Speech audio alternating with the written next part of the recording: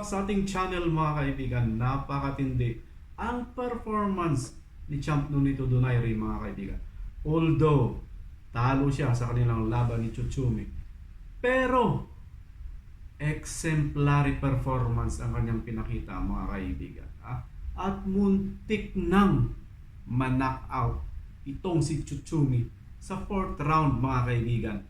Na-save lang ng kanyang savior na bell itong si Tsutsumi mga kaibigan. Pag hindi, talagang may tulog siya kay Champ Nonito Donaire. Well mga kaibigan, panoorin natin ang highlight ng kanilang laban.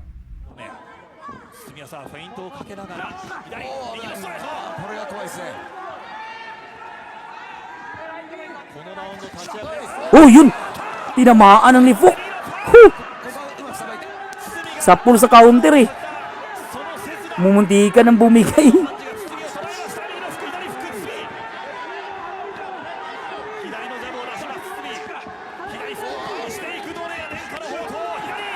Yun, tinamaan na naman mga idol. Mo, yun!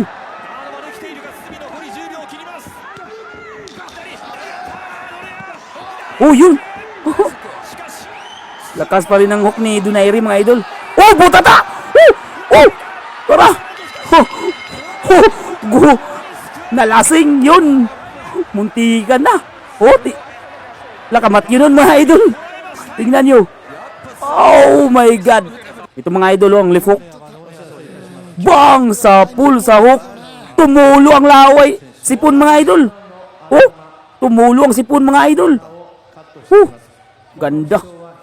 Tumulo ang sipon eh. Oh! Yak. So there you are mga kaibigan. Although split ang decision ng mga judges, pumabor sa kanyang kalaban. Pero at the age of 43 mga kaibigan, may lakas pa rin at kaya pang bumasag ng mukha ni Champ Nonito Donaire. At napag-alaman natin mga kaibigan sa kanyang father-in-law kay Sir Jerry Marshall mga kaibigan, na nagkaroon pala ng sugat ang mga knuckle ni Champ Nonito Donaire. Kaya yun ang dahilan at parang bumagal ng kanyang mga suntok o tipid ang kanyang mga suntok in the later rounds mga kaibigan. Well, ganun talaga. But better luck next time, Champ Nonito Donaire. Malamang lalaban pa ito mga kaibigan. At ito the best talaga kay Champ Nonito Donaire dahil pag siya ang lumaban, hindi mga pipitsugin at hindi tune up. Prize fight mga kaibigan at saka title fight, yan dapat ang talagang matindi.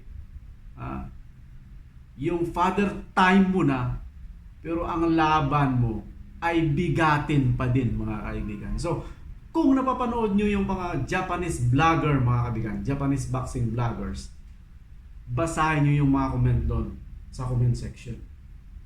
Ang gaganda ng mga comment. At saka nag-enjoy talaga ang mga Japanese fans mga kaibigan sa performance na pinakita ng dalawa. Although talagang matindi ang pain tolerance ni Tsutsumi mga kaibigan. At saka ang kapal ng kanyang mukha mga kapatid. At ang tigas ng kanyang ulo. Although nasugatan at sira ang kanyang ilong pero nasustain niya ang 12 rounds mga kaibigan. Well, hopefully abangan natin ang update kay Champ Nonito Donaire. Malamang lalaban pa siya mga kaibigan. Feeling ko lang. So, thank you so much for watching and see you in our next video. Bye-bye.